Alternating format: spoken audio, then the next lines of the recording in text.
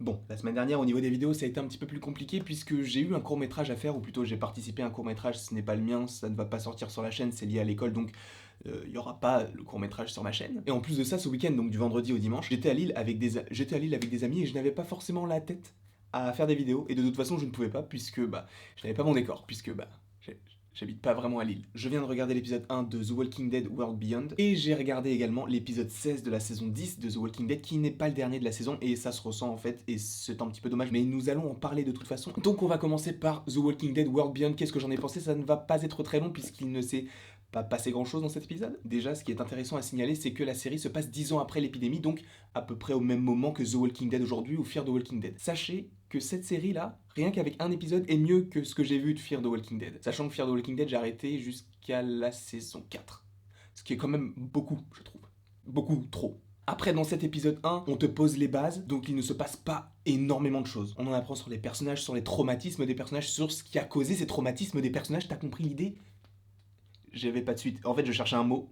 Le mot qui m'est venu, c'est subjectivité. Ça n'a aucun rapport avec mon geste, mais t'as peut-être compris par rapport au geste, mais pas par rapport au mot que je t'ai dit. Bref, en tout cas, cet épisode, en fait, il te pose les bases, mais c'est vrai que ça se sent en fait que c'est un premier épisode, c'est un peu cramé. C'est comme si t'avais un personnage qui parlait de son père, qui s'appelle Dan, et elle parle de son père à un autre personnage, et elle dit mon père il a fait ça, et l'autre personnage dit ah oui c'est Dan, et en fait ça te permet toi spectateur de comprendre que Dan est le père. Et en fait beaucoup de ce genre de choses dans le premier épisode, c'est tout à fait normal, mais c'est vrai que je l'ai ressenti, ce qui fait que ça pouvait paraître beaucoup moins naturel, notamment avec la scène du psy où justement l'un des personnages principaux commence à parler de son enfance alors que le psy elle le connaît depuis longtemps, et le psy lui dit vas-y raconte-moi comme si tu ne m'avais jamais raconté, comme si en fait le psy était un spectateur. Et j'ai trouvé que c'était peut-être mal amené et c'est dommage. Mais en soi la série, bon je peux pas dire qu'elle est bonne puisque je n'ai vu qu'un seul épisode, mais elle est prometteuse. Après je viens de voir l'épisode là il y a une heure vu que j'ai regardé l'épisode The Walking Dead après puisqu'il est sorti après, puisque sur Amazon c'est sorti vers 5-6 heures, sachant qu'aujourd'hui donc on est lundi, mais la suite des épisodes sortiront tous les vendredis, donc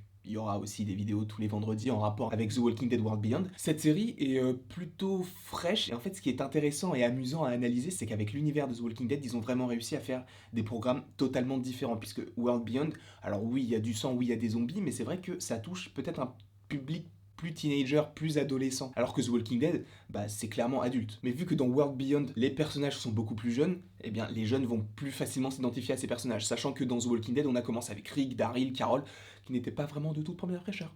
Surtout Carole. Donc en soi, l'épisode est bon, il est pas fou, mais de toute façon ce n'est qu'un premier épisode, ça pose les bases, on en apprend beaucoup sur les personnages. C'est vrai que j'ai un personnage préféré, et je dois dire que j'ai eu peur, puisque j'étais attiré physiquement par ce personnage, et je me suis dit mais attends, mais du coup elle a quel âge en vrai? Parce que elle est censée avoir 16 ans, j'ai eu peur, je me suis dit oula, il y a un problème là. Mais en fait j'ai vu, elle avait 24 ans. Je suis sauvé. Mais je ne me souviens pas des noms des personnages principaux. J'ai pas fait attention. Après, en fait, ce qui est marrant, c'est que cette série, en tout cas pour le premier épisode, m'a beaucoup fait penser en fait à un chapitre d'un épisode de Star Wars, puisque t'as vraiment, en gros, comme un empereur, tu sais, un empereur Sith qui est le méchant. Donc en fait, c'est la dame qui a les trois petits ronds. Je ne me souviens pas des noms. Ne me demande pas comment il s'appelle. Je ne me souviens pas. Et de toute façon, j'ai pas le temps d'aller regarder comment il s'appelle, puisque là, attends, je vais devoir tourner la vidéo sur The Walking Dead et après, je dois me préparer pour aller travailler. À quel moment je fais le montage? Je ne sais pas. Je suis fatigué. Je suis requinqué. C'était une micro-sieste. Mais du coup, ce qui est intéressant avec le fait que The Walking Dead est un univers hyper étendu, c'est que tu peux raconter tellement d'histoires différentes, ce qui fait que, comme je l'ai dit précédemment, là, tu peux t'identifier facilement quand tu es plus jeune, alors que The Walking Dead, c'est beaucoup plus compliqué. Si vous voulez découvrir un petit peu l'univers de The Walking Dead, ça peut vous aider à comprendre un petit peu mieux, même si, selon moi, il est préférable de regarder The Walking Dead, puis après de regarder cette série. Mais c'est vrai que The Walking Dead, il y a quand même genre 16 épisodes par saison, et il y a 10 saisons, donc ça fait quand même beaucoup, même si il me semble que dans la première saison, il n'y en a que 6. Mais rien qu'avec cet épisode, je trouve que c'est beaucoup plus intéressant que tout Fear the Walking Dead, en tout cas tout ce que j'ai vu, et ce n'est que subjectif. Si tu aimes Fear the Walking Dead, libre à toi, hein, et évidemment, n'hésite pas à me le dire en commentaire pour savoir si je suis le seul à avoir lâché la série, puisque, spoiler, attention pour ceux qui n'ont pas vu Fear the Walking Dead, j'ai lâché la série à la mort de Nick, puisque c'était mon personnage préféré. C'était pas le meilleur personnage de The Walking Dead, mais c'était le plus intéressant de Fear the Walking Dead. Et quand il est mort, je me suis dit, bah non, j'arrête, ça sert à quoi? Bref, en tout cas, j'avais pas forcément beaucoup de choses à dire sur cet épisode, juste vous donner mon ressenti dans le sens où c'est un bon épisode, un bon premier épisode. Après, est-ce que ça va continuer sur la lancée? Je ne sais pas. Après, c'est vrai que l'univers de The Walking Dead, en tout cas au niveau télévisuel, c'est vrai que c'est un petit peu lent. on l'a ressenti un petit peu. J'espère que ce ne sera pas ça toute la saison, sachant qu'il y a une saison 2 qui est déjà en préparation.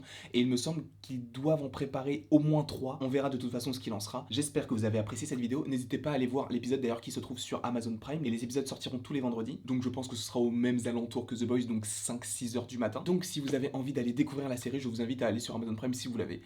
Sinon, n'allez pas sur les sites pirates, c'est pas bien. Bref, n'hésite pas à aimer, à partager, à commenter et à t'abonner, cela me ferait extrêmement plaisir. Et il ne me reste plus qu'à te dire à la prochaine pour la prochaine.